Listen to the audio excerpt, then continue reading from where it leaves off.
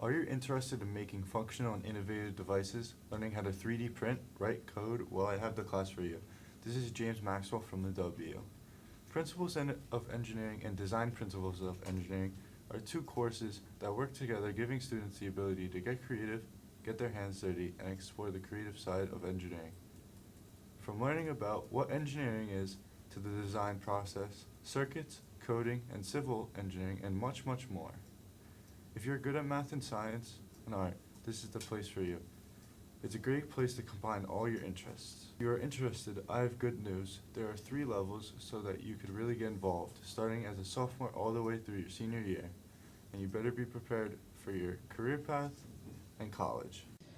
In engineering, we focus on the 4 core areas of engineering. We start with electrical engineering. We teach students how to wire circuits.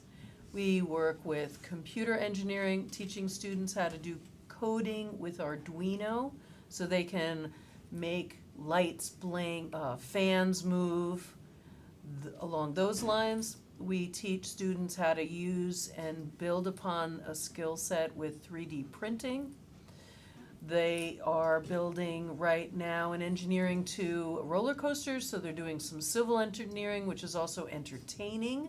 The difference between engineering 1 and engineering 2 is that in engineering 2, you are building on the skills you learn in engineering 1 to complete more complicated projects, whether they're electrical, computer, civil, or architectural. They're more complicated.